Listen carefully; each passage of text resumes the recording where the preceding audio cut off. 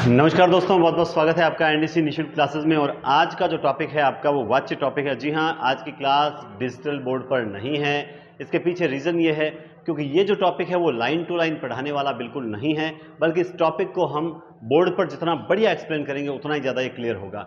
और पिछले वीडियो में भी ऐसा लगा जैसे लाइन टू लाइन पढ़ाने में मज़ा भी नहीं आता है, और मैं तो हमेशा कहता हूँ मेरा तो फेवरेट बोर्ड यही है। तो यहाँ पढ़ाने में, और आज की क्लास आप कहीं मत जाइएगा। इस क्लास को देख के अगर आज आप कमेंट करने के लिए मजबूर ना हो जाओ तो मैं आपके सामने यहीं बैठा हूं। देखिए, वाच्य जो टॉपिक है अंग्रेजी का पैसिव टॉपिक है, और ये क्लिष्ट टॉपिक माना जाता है क्योंकि ये किसी भी किताब में इतना बेहतरीन ढंग से नहीं दिया गया है जितना बेहतर तरीके से मैं आपको ये टॉपिक करवाने वाला हूं। बिल्कुल ये टॉपिक जो है वो मैं आपको यूट्यूब पर भी अवेलेबल करवाऊंगा, और ऑनलाइन जो पेड कोर्स दे रखा है उनको भी ये अपलोड कर दिया जाएगा। तो आप देखेंगे वाच्य टॉपिक, ठीक है, ये टॉपिक एक ऐसा टॉपिक है जो 90% स्टूडेंट्स इसमें दिक्कत आती है, लेकिन आज मैं आपको इस तरीके से करवाऊंगा एक चार्ट के माध्यम से कि ये टॉपिक जिंदगी में कभी भी गलत नहीं होगा।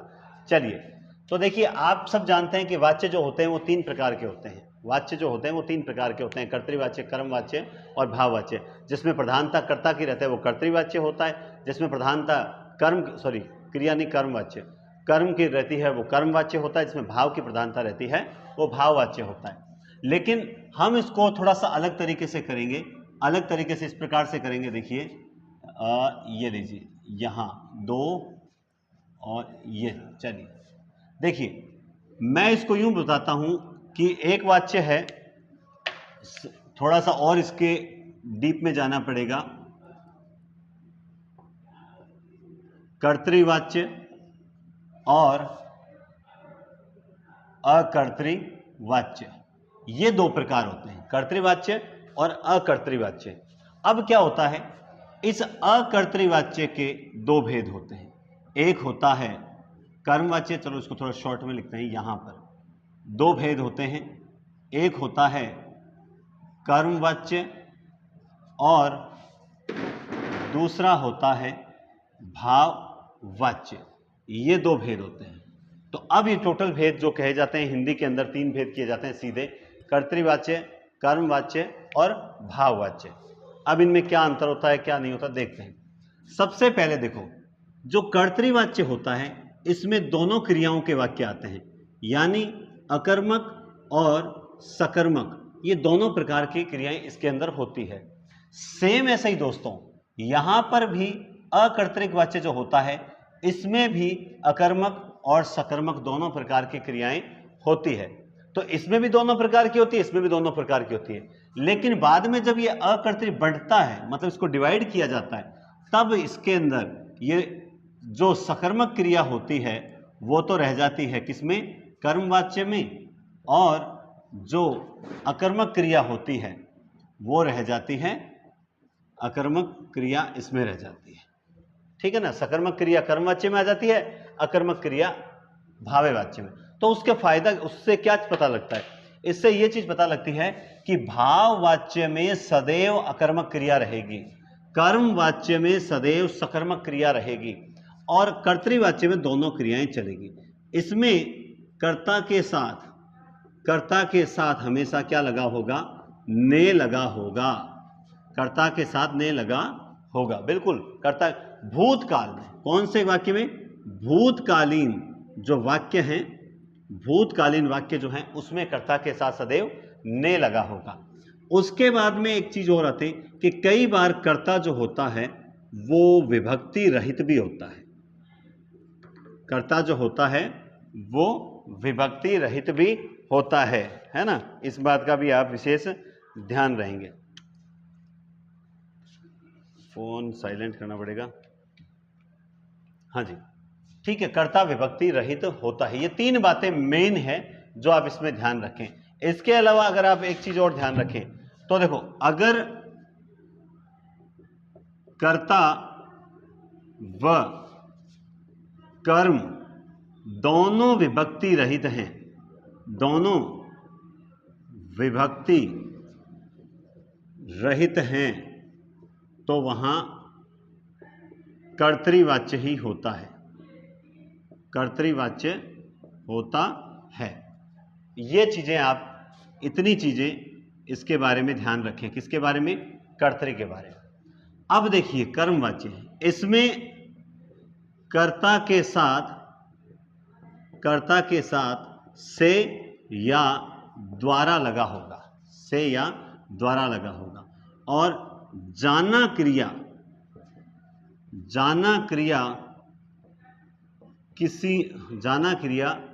काल के अनुसार मुख्य क्रिया के साथ आती है, मुख्य क्रिया के साथ आती है। अब भाववाच्य में देखिए, इसमें भी कर्ता के साथ क्या लगा होता है? से या द्वारा। बिल्कुल, इसमें भी कर्ता के साथ क्या लगा होता है? से और द्वारा। ज्यादा आपको उस साइड दिखाई नहीं देगा, चलो मैं थोड़ा इधर लिखता हूं, ठीक है। इसमें भी जो जाना क्रिया आती है सहायक रूप में, ठीक है, जाना क्रिया आती है। इसमें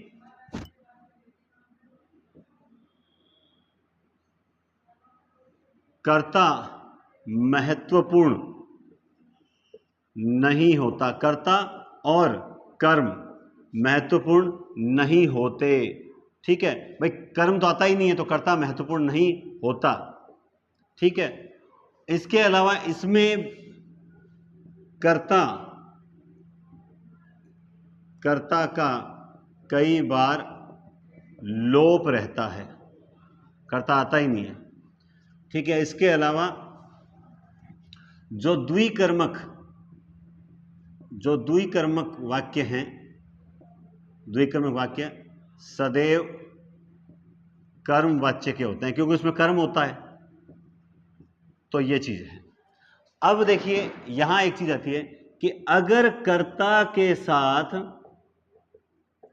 के साथ ने लगा हो और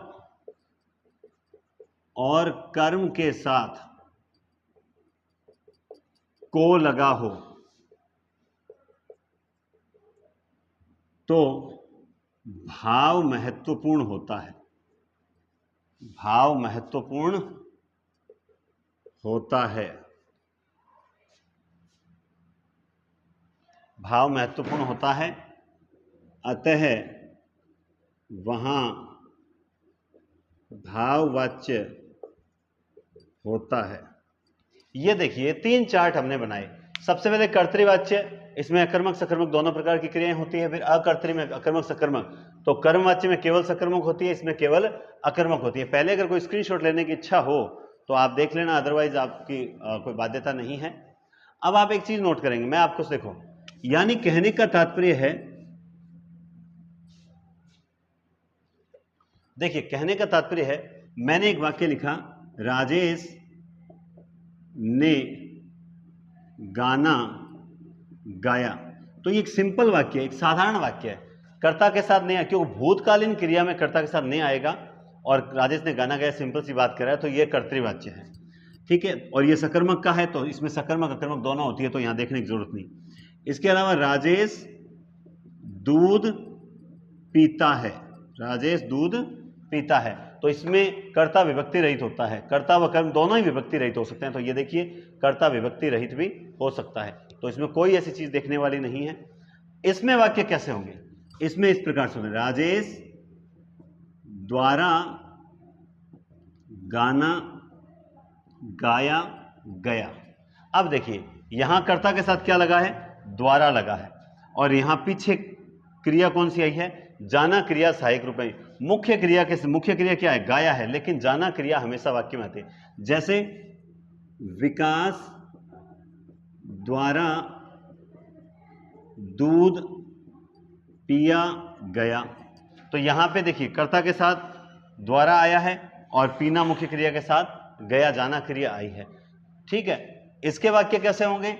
इसके वाक्य भी देखिए आप लोग, इसके ये होते हैं, मुझसे चला नहीं जाता, मुझसे चला, बिल्कुल इसमें कहते हैं कि असमर्थता का भाव होता है,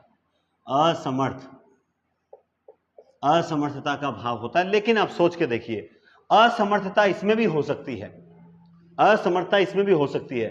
आपको इतना देखना है, दोनों में अंतर देखिए। एक और लिखता हूं मैं, मेरे द्वारा मेरे द्वारा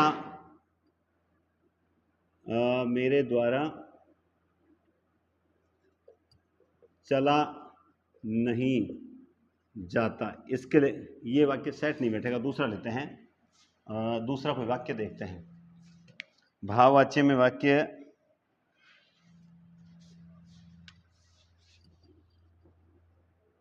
उसके द्वारा दीवार पर चढ़ा नहीं जाता। ये वाक्य देखिए, उसके द्वारा दीवार पर चढ़ा नहीं जाता। इसमें थोड़ा सा आपको दिखाई नहीं दे रहा होगा, मैं इसको नीचे कर देता हूं। हाँ जी, उसके द्वारा दीवार पर चढ़ा नहीं जाता। तो अब देखिए, आपको सबसे पहले एक चीज देखनी, मैं एक वाक्य ऊपर और लिखूंगा यहां पर।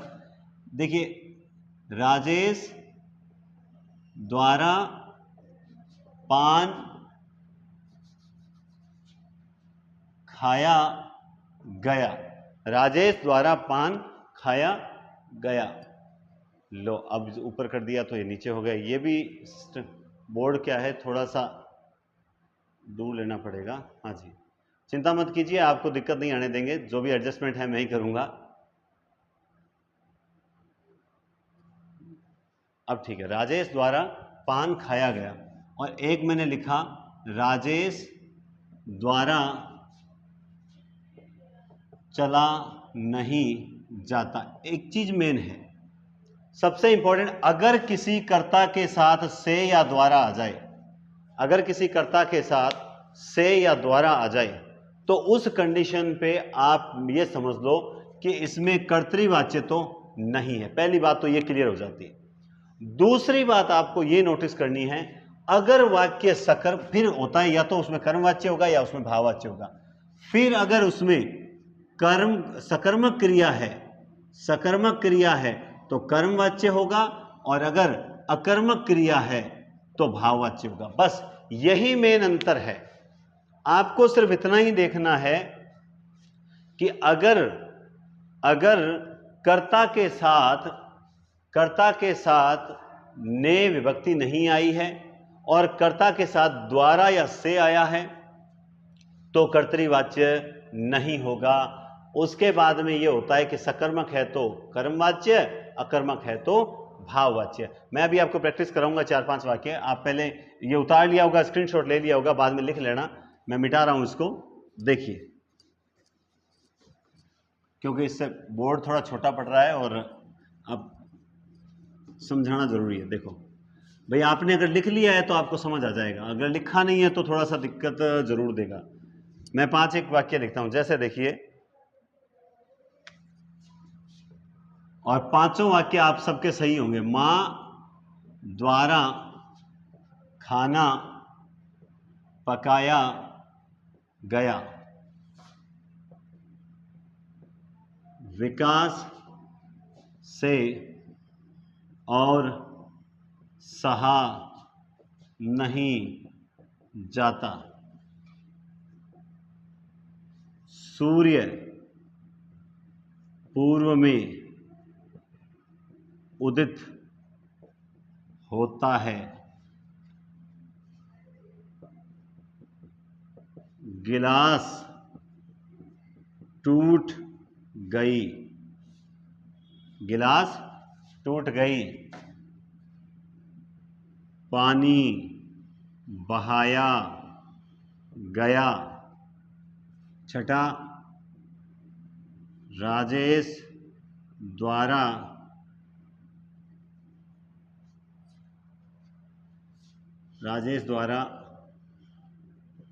फल बांटे गए।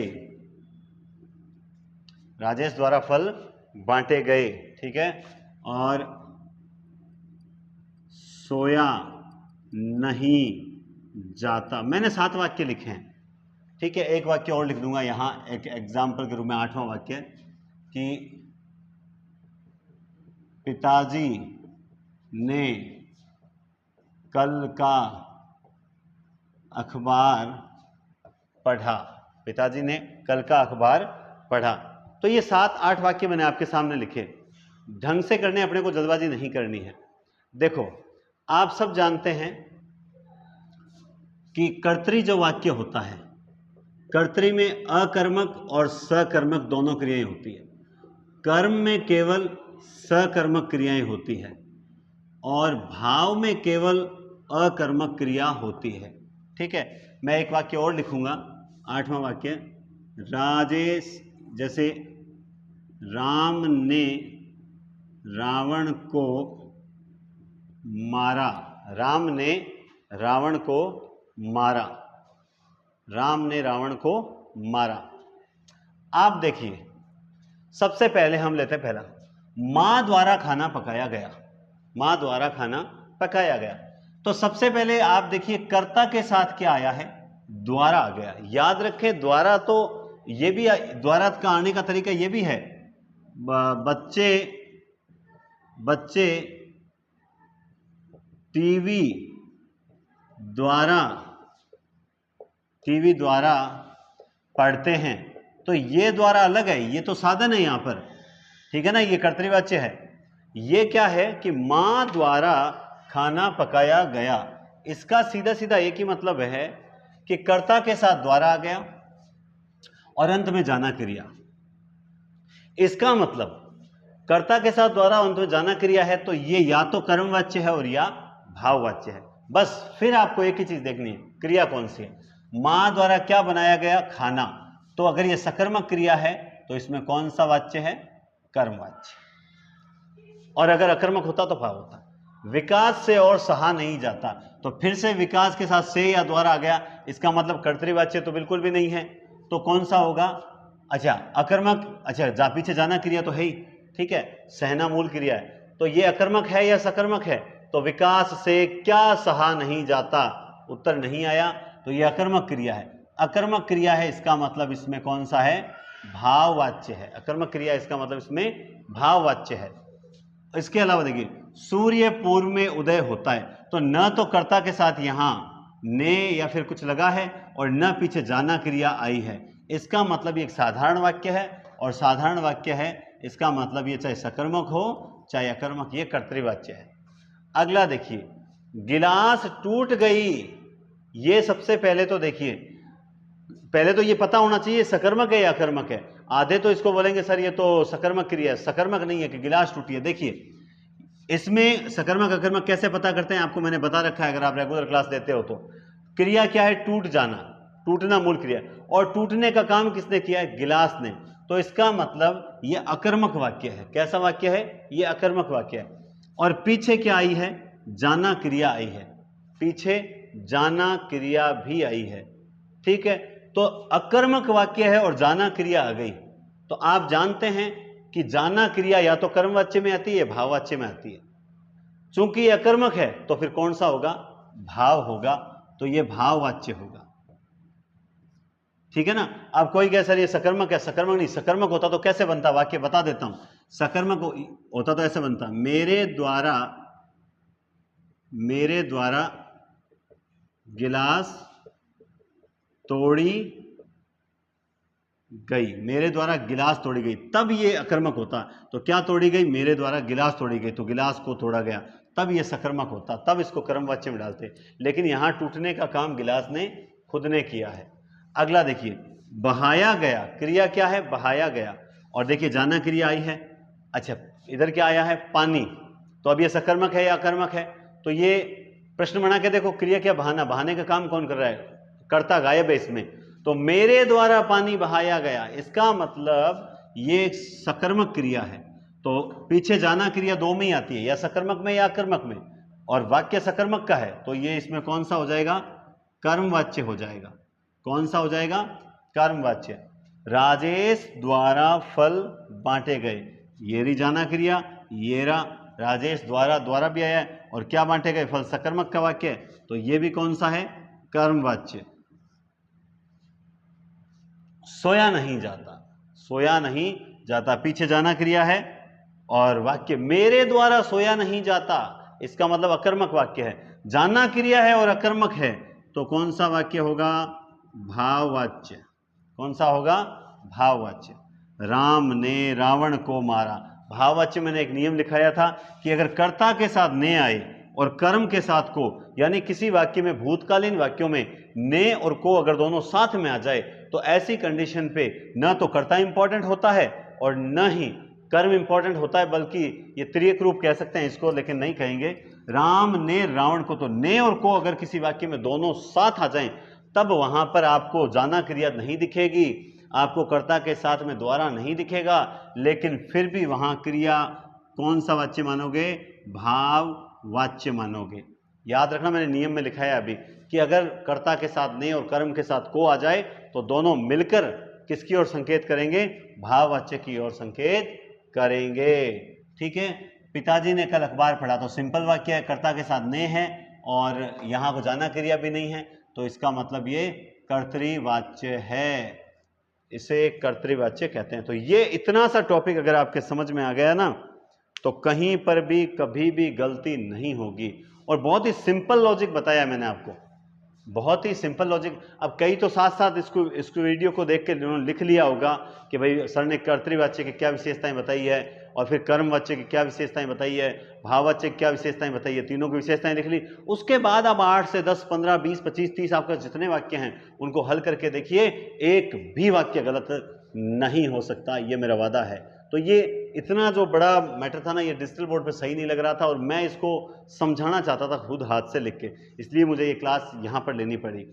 समझ आई बात? तो उम्मीद करता हूँ दोस्तों आपको समझ में आया होगा, और फिर भी अगर कोई दिक्कत आई है तो प्लीज़ इस वीडियो को एक बार और देख लीजिएगा इससे, और फिर आप क्वेश्चन हल करके देखिएगा, बिल्कुल भी गलती नहीं होगी। भाई आपको देखना क्या, मैं चलो आपको थोड़ा और समझा देता हूँ, किसी का अगर समझ में नहीं आया है तो मैं थोड़ा और समझा दूंगा। मैं जानता हूँ आज मैं थोड़ा स्पीड से बोल रहा हूँ, तो इससे कई कहेंगे सर आप थोड़ा धीरे बोला करो, मैं समझता हूँ, लेकिन इस वीडियो को दोस्तों आप आराम से थोड़ा सा धीरे करके देख सकते हो और बार बार रिपीट करके देख सकते हो। देखो 3 वाक्य है, एक तो है विकास ने फल खाया, नंबर 1, विकास फल खाता है, 2 वाक्य।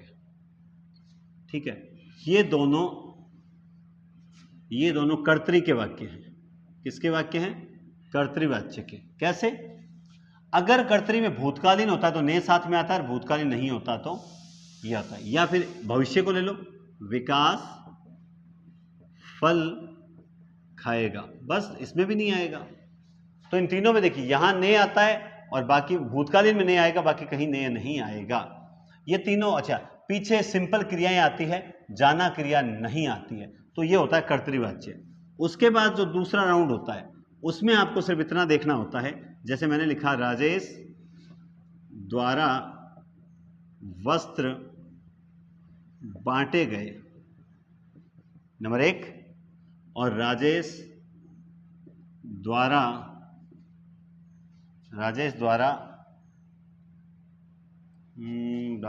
वस्त्र बांटे गए, राजेश द्वारा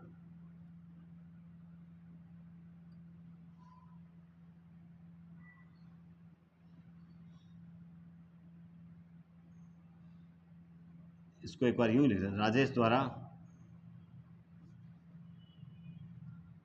चला नहीं जाता। 2 वाक्य देखिए, इनमें देखना है आपको। देखो भाव और कर्म दोनों में ही क्या होता है? कर्ता के साथ द्वारा आता है, और दोनों में ही पीछे क्या होता है? जाना क्रिया किसी न किसी रूप में आती है। तो ये पहचान तो सेम होती है। फिर इन दोनों को अलग अलग कौन करता है? अलग अलग एक ही चीज करती है। अगर वाक्य में कर्म है तो उसका नाम क्या होगा? कर्मवाच्य, यानी सकर्मक वाक्य होंगे वो कर्मवाच्य में आ जाएंगे। अगर वाक्य अकर्मक होगा तो वो कौन सा आ जाएगा? वो भाववाच्य आ जाएगा। समझ आई? वो फिर कौन सा आ जाएगा? भाववाच्य आ जाएगा। इसके अलावा इस भाववाच्य में एक रूल और है कि अगर विकास ने राजेश को पीटा, तो यहां पे अगर कर्ता के साथ ने और विकास राजेश के साथ को, यानी कर्ता और कर्म दोनों के साथ विभक्ति आए, ने और को दोनों आ जाए, तो विकास ने राजेश को पीटा, इस वाक्य में भाव इंपॉर्टेंट है। किसने? मेन पिटाई का भाव इंपॉर्टेंट है। तो हमें भाव इतना गहनता से समझ आए या ना चाहे, लेकिन कम से कम ये तो समझ सकते हो कि कर्ता के साथ ने और कर्म के साथ को अगर आ जाता है तो वहाँ हमेशा भाववाच्य होता है, क्योंकि वहाँ पे भी, क्योंकि कर्ता कहता है देखो मेरे साथ विभक्ति है, मैं इंपॉर्टेंट हूँ, कर्म कहता है नहीं मैं इंपॉर्टेंट हूँ, तो फिर ऐसी कंडीशन पे दोनों लड़ते हैं तो तीसरा मजे ले जाता है कौन? भाववाच्य। तो ये भाववाच्य होता है। तो इस अंतर को स्पष्ट करने के लिए थोड़े वाक्य और हल करें, लेकिन उससे पहले आप भी उससे पहले दोस्तों आप भी, जैसे मैं बताऊं आपको, देख सकते हैं ये मुझे क्या है कि 2000 शायद 18 में एलडीसी भर्ती आई थी ना, तब ये बच्चों को बहुत प्रॉब्लम आती थी कि सर ये भाववाच्य वगैरह समझ नहीं आते हैं, तो और किताबों में सर दिया हुआ नहीं है, तो सर कुछ ऐसा तरीका, तब ये लॉजिक निकाला था एक। तो देखिए आप लोग, इसी तरह से वाच्य, कर्तृवाच्य, कर्मवाच्य, भाववाच्य मैंने लिख के और बढ़िया तरीके से इसके सारे रूल्स देखे। तो लास्ट में फिर मैंने, देखो एक टीचर को पढ़ाने के लिए पहले खुद को बहुत सारे वाक्य हल करके देखने पड़ते हैं, तो इन तीनों को मैंने अलग किया कि कर्तृ की क्या विशेषताएं, कर्म की, तो कर्तृ, कर्म और भाव में दिक्कत हो रही थी, तो कर्तृ को अकर्तृ से जोड़ने वाली एक किताब मुझे मिली कि कर्तृ और अकर्तृ को अलग करो, फिर अकर्तृ में से आप निकालो कर्म और भावे, तो इससे बड़ा इजी से समझ आया। तो ये तरीका मैंने बहुत बेस्ट बताने का प्रयास किया है। अच्छा, आपको कहीं ना कहीं थोड़ा बहुत नवीन हिंदी व्याकरण वगैरह किताबों में मेरे से हटके मिलेगा, लेकिन मैं आप बता दूं वो सारी किताबें मेरी बातों को ही अलग घुमा घुमा के दे रही है, और मैं आपको बहुत सरल तरीके से, ट्रिक से बताया है। सिंपल वाक्य, कर्तृवाच्य, और जिसमें कर्ता के साथ द्वारा और अंत में जाना लगा उसमें सिर्फ इतना देख लो, सकर्मक है तो कर्म, और सकर्मक नहीं है यानी अकर्मक है तो भाव। इतना कर लोगे तो भाव मतलब वाच्य टॉपिक कभी गलत नहीं होगा। तो उम्मीद करता हूं आपको ये क्लास बहुत ज़बरदस्त समझ आई होगी, और कमेंट करने के लिए आप अब रेडी रहिए कि वास्तव में समझ आई या नहीं आई, मुझे बताएं ज़रूर, ताकि पता लगे कि ये मेरे बेस्ट टॉपिक में से एक टॉपिक है और स्टूडेंट्स के लिए बहुत बड़ा टॉपिक माना जाता है, तो वो भी बहुत अच्छे से मैंने करवाने का प्रयास किया है। और ऐसा नहीं है कि वो देखो कुछ तो मैं देखता हूँ पीपीटी ले आते हैं, पीपीटी पे घोड़ देते हैं, मैं मजबूरी है कि आजकल डिजिटल बोर्ड में करना पड़ता है, बाकी मुझे तो यही तरीका ज़्यादा बेस्ट लगता है। इस तरीके से ऐसा लगता है जैसे ऑफलाइन कोचिंग चल रही हो, है ना, तो मुझे तो ये तरीका ज़्यादा बेस्ट लगता है कि आप खुद समझाएं, बच्चे को समझ आए, उस पर लाइनें खींच दो बस लाल रंग से, और कोई मज़ा नहीं आता, फिर भी मैं उसको भी थोड़ा नए तरीके से समझाने का प्रयास कर रहा हूँ डिजिटल बोर्ड पर, तो वो भी क्लासेस बढ़िया होंगी। और बहुत जल्द आपके एमसीक्यू लेकर आ रहा हूँ मैं, बढ़िया खुद के बनाए, वैसे नहीं गाइडों से छाप दिए, हाँ दे रहे हैं बस साहब। देखो मेरे पास एक ही चीज़ नहीं है, और वो बहुत मैं गाइडेंस भी देता हूँ, वो इसलिए नहीं है क्योंकि थोड़ा समय का अभाव है। एक बार मेरे नोट्स बढ़िया तैयार हो जाए ना, उसके बाद मेरे पास समय, नोट्स में थोड़ा सा समय ज़्यादा लग रहा है, तो हो जाएगा, उम्मीद करता हूँ हो जाएगा, सब हो जाएगा बढ़िया, और आपको भी बढ़िया मैटर मिल जाएगा।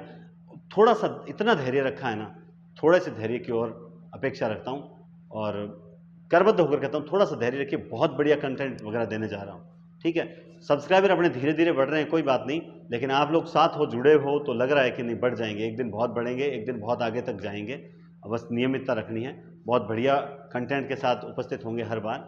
तो ठीक है, बहुत बहुत धन्यवाद, टेक केयर। और अब जो अगर क्लास में एक दो क्लास में अगर गैप आ जाए तो बुरा मत मानिएगा, 2-4 दिन मुझे बाहर जाके आना है, उसके बाद वापस कंटिन्यू क्लासेस कर दूंगा, ठीक है दोस्तों, बहुत बहुत धन्यवाद, टेक केयर, शुभ दिन।